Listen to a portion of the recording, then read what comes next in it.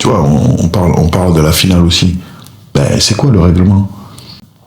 Moi, Tu veux dire quand des joueurs moi, je prends pas parti. quittent le terrain pendant 15 minutes et un règlement, c'est match perdu. Voilà, maintenant, il faut entre guillemets, il faut avoir les coronets de... Pour le courage. Pour à ce et moment-là.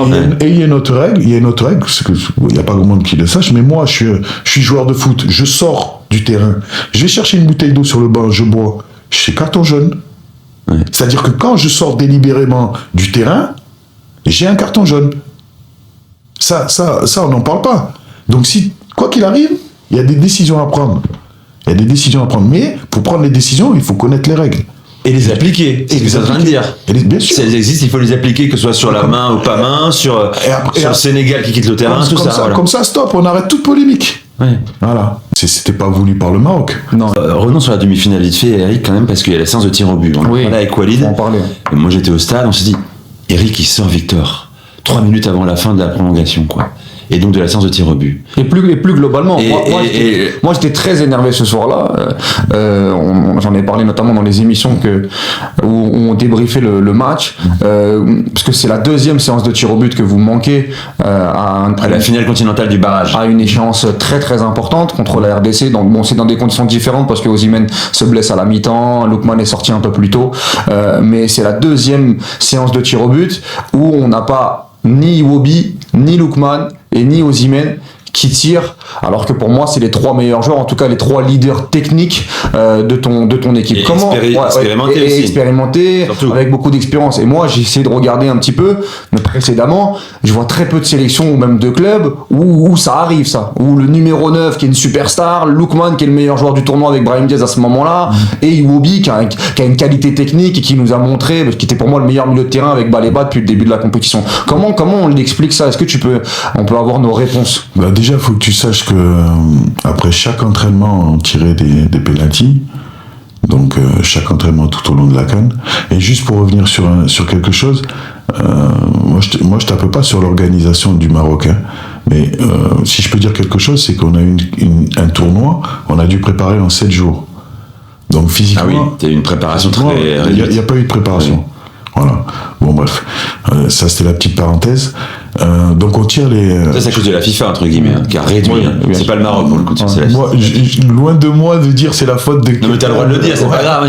Mais voilà, même si Infantino nous regarde, on sait, mais... Non, moi aujourd'hui, je pose les faits et... chacun se fera sa propre. Voilà.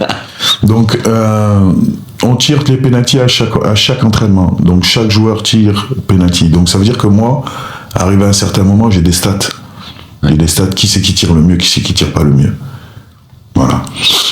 Sur le cas de Victor, avant la séance de pénalty, si vous regardez le match, il vient me voir, il me dit, coach, ça va pas du tout, ma cheville, j'ai mal. Il dit, Victor, il y a le pénalty. Non, coach, je peux pas. Ok. Ah voilà, il te le dit, d'accord. Donc ça, pas de souci. Donc à 2 minutes de la fin, il se dit qu'il peut pas tirer le penalty. Voilà.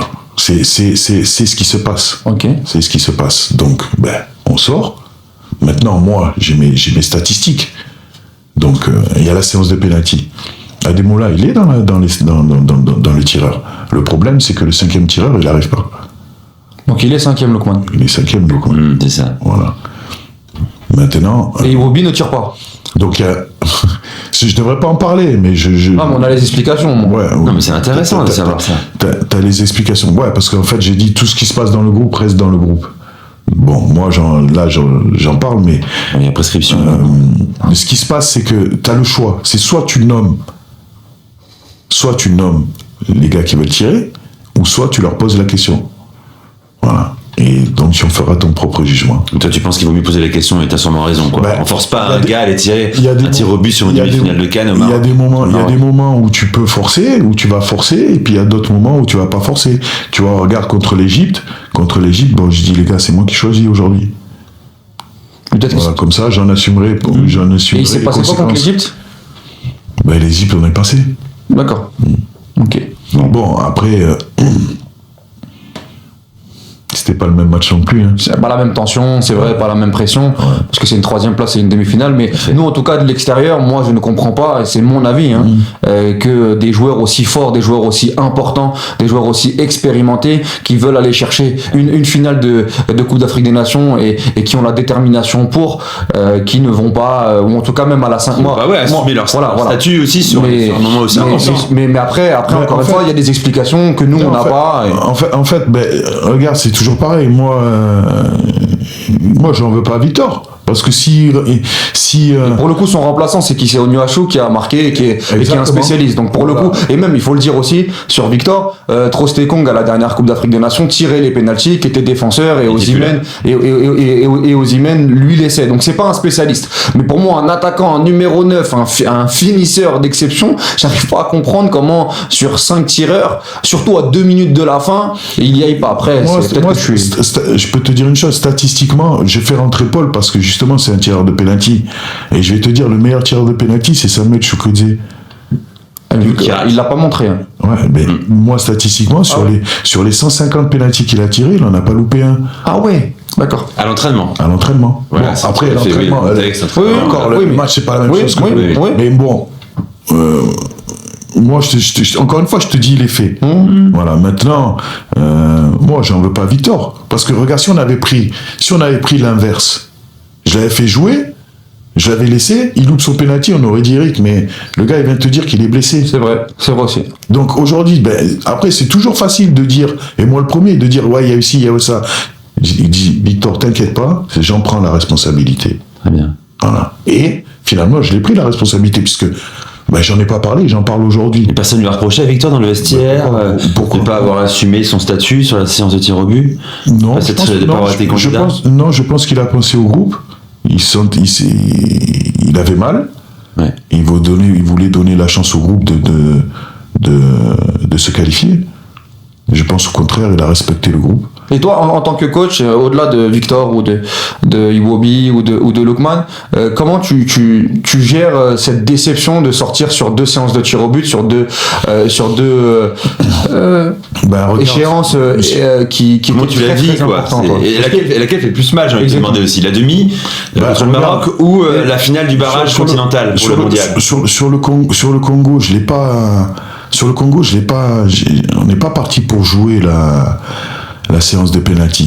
Sur le Maroc, je sentais qu'on était fatigué, et pour moi, il fallait qu'on arrive à la séance de penalty. C'est pour ça que dans mes changements, je fais rentrer Paul et Samuel, parce que pour moi, c'est les 2 meilleurs tireurs de l'équipe. Donc il y a une réflexion là-dessus. Voilà. Donc sur le Congo, j'étais pas parti pour.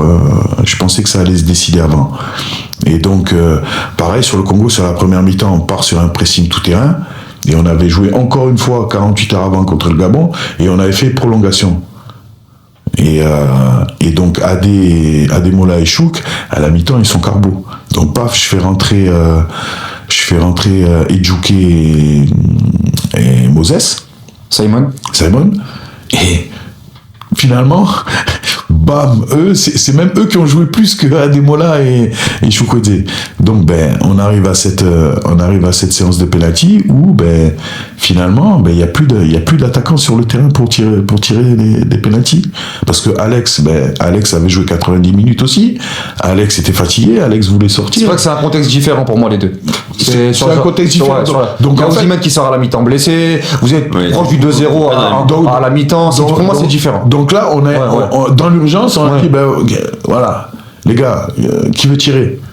Parce que la séance de tir au but, elle est vraiment mauvaise contre la RDC. Le Congo et le Maroc, elles sont pas bonnes. Donc peut-être il y a une réflexion à avoir sur la suite. Mais en tout cas, j'ai eu mes réponses, Nico. Eric, je veux qu'on parle du quart de finale aussi, parce qu'on l'a vécu intensément. Non, ça on avait dit qu'on n'en parlait pas. On l'a vécu intensément. Non, l'Algérie, en fait, c'est un mauvais souvenir. C'est oublié d'en parler. Il nous a fait très mal. Il y a plein d'auditeurs, d'aftariens, d'origine algérienne ou algériens qui nous écoutent. Il faut qu'on en parle. Je dis pas ça pour te mettre la pression, parce que ici on dit tout. T'as marché sur l'Algérie avec ta sélection.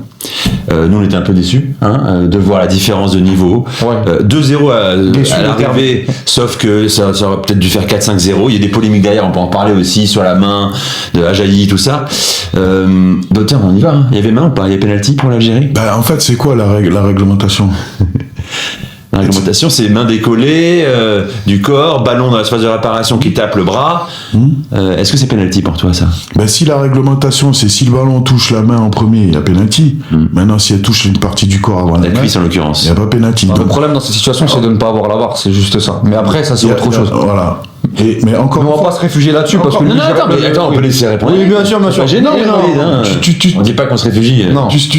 En fait, souvent, bah encore, je vais pas parler de la FIFA et de la CAF, mais souvent l'ambiguïté vient de ça. C'est que les règlements, on les sort quand il y a la polémique. Sortez-les avant les polémiques. Et avant un tournoi, il y a toujours une réunion avec les arbitres. Avant ce tournoi, avant une Coupe d'Afrique, tu as une réunion de 2 heures avant les arbitres. On rappelle des règles. Où les arbitres rappellent les règles. Et des fois, il y a des petits changements. Hein. Donc, on a 2 heures de réunion. Ou avec des vidéos, ben, les gars, sur ça. Donc, la CAF, la CAF et la FIFA devraient communiquer un peu plus. Avant les tournois, ben, regardez, messieurs, les règles pour les mains, les règles pour la VAR, les règles pour tout. Et après, il y aurait moins de polémiques. Donc, non, moi, j'ai de la chance. J'ai de la chance parce que contre l'Algérie, ils auraient pu siffler la main comme il ne l'a pas sifflé. Donc moi, j'ai de la chance. Mon équipe a de la chance sur ça. Maintenant, on a mis les ingrédients. Voilà, c'est ça. Bien sûr qu'on a mis les ingrédients. Ça aurait pas changé de ce débat qu'on avait avec sur les le match. supporters des Fennecs. Sur le match, il n'y a pas photo. Bah après, Il y avait combien à ce moment-là? Il y avait 0-0. 0-0. Après, ça peut changer peut-être mentalement, etc. Mais la réalité, c'est que derrière, il y a eu une leçon footballistique. Non, à ce niveau, tu mènes 1-0 en quart de finale. Peut-être que le match, il est pas la même chose. Même si toi, bien sûr. Moi, je sais que je vais rester dans l'approche tactique que je veux. Mais après, c'est mentalement, les deux équipes sont différentes. Mentalement, regarde, dans un état l'Algérie, au lieu de baisser d'un pied à chaque minute, ben là, ils vont monter à chaque minute parce que finalement, ils mènent 1-0. Et tu sais très bien que quand tu joues contre l'Algérie et que tu perds 1-0, c'est eux qui ont la maîtrise du ballon. Bien sûr. C'est eux qui ont la maîtrise du ballon. C'est eux qui vont maîtriser le match. Parce que moi, j'ai eu la chance d'entraîner 6 mois en Algérie. Donc j'ai encore plus découvert le footballeur algérien. Je sais que c'est un joueur technique. Je sais que c'est un joueur qui veut faire tous ses exercices avec le ballon. Je sais que les supporters algériens, ils prennent leur pied quand leur équipe, elle garde le ballon. Donc moi, je sais que je vais avoir une équipe en face, mais techniquement, si je les laisse jouer, on va prendre la foudre. Tu vois? Donc moi, je prends parti de leur mettre une intensité de malade. Et en plus, t'as les joueurs pour aussi, quoi. Athlétique, intense, dans le pressing contre pressing, t'as ce qu'il faut. Voilà, donc je prends ce parti-là. Et je me dis, après, quand je vois j'en parle. Vous me faites parler. T'es venu pour ça. J'ai un bon client, en fait. Bah oui. On pourra couper si tu veux. Non, en fait, la composition, pour moi, quand je vois la composition, je dis, c'est bon, on va encore plus mettre Ils sont morts. d'intensité. Dès que t'as vu la compo, tu t'es dit Par qu'ils sont morts. Par exemple, qui ça? Pour moi, s'il y a Bounedjah, c'est pas la même. D'accord. Parce que en ayant Bounedjah, c'est pour sortir d'un pressing, il y a pas 36 choses. Hein. C'est soit tu sors techniquement une touche, ou soit paf, tu mets un long ballon et t'as ton attaquant qui cale les ballons et qui fait remonter le bloc. Voilà, donc moi je vois pas Bounedjah, j'ai dit c'est bon, les gars, mettez encore plus de pression. Et est-ce que tu étais encore plus surpris de ne pas le voir à la mi-temps, à 0-0? Joker. Parce que nous, en fait, notamment en émission, j'ai trouvé ça après, il y a une dramatique comme gestion. Il entre à la 60e, je regardais Bounedjah. Parce que c'est un miracle pour l'Algérie d'être à 0-0 à la mi-temps. T'as encore Adams qui rate une occasion énorme, t'as des énormes situations du Nigeria, et même avec ce score-là à 0-0, il n'y a aucun changement de la part de l'Algérie avec Petkovic. C'est ça, moi, ça m'a mis hors de moi. Ouais, je pense peut-être qu'ils pensaient qu'on allait baisser le pied. Et puis moi je me dis à la 60e, en général la 60e c'est entre la 60 et la 70e, c'est toujours là qu'on a notre pic, qu'on descend physiquement. Vous commencez à descendre. D'accord. Et puis finalement dans ce match, non, on a la première situation de la deuxième mi-temps, but. Voilà. Et puis non, moi je me dis peut-être ils pensent qu'on va baisser de pied, c'est peut-être pour ça qu'ils changent pas, parce que moi je m'attendais à la mi-temps qu'ils changent aussi. Puis finalement ils changent pas. Il fait ses changements, 3 changements à l'heure de jeu. Hadj Moussa, Boulbina, Bounedjah. Voilà, c'est ça. Donc Bounedjah, et puis surtout, j'ai oublié son nom, il me sortit, qui vient de signer à l'OM. Abdelli qui entre à la 81e. Ouais, mais qui joue pas d'entrée. Ouais. On pensait qu'à la passe de 0. Toi, tu penses qu'Abdelli t'aurait posé plus de problèmes? Les ballons, il aurait été plus intéressant. En fait, moi, c'est pas dans la sortie de ballon, c'était plus pour je me disais qu'ils allaient dans le combat. Ouais. Pour essayer de couper Lookman. Parce que nous, on avait quand même enfin, c'est pas une autoroute, mais si, cette Coupe d'Afrique, ça a été l'axe Iwobi Lookman.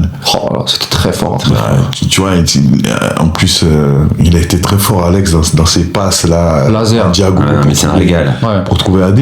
Mais... Et c'est vrai que ça, cet axe, le Maroc l'a coupé et on n'a pas trouvé l'alternative pour essayer de contrer ça, tu vois. Et donc je pensais qu'ils allaient mettre ce joueur. Moi je m'attendais à ça comme sur cette équipe, et puis encore une fois que ça m'a relâché un peu plus. Tactiquement. السلام عليكم ورحمة الله تعالى وبركاته. متتبعي قناة توفيق سبور، كنتمنى الفيديو اليوم يكون نال الاعجاب ديالكم، وكنتمنى تشاركونا الآراء ديالكم في لي كومونتير، ولا كان ممكن تدعمونا بلايك واشتراك، وشكرا، والى اللقاء في فيديو قادم ان شاء الله.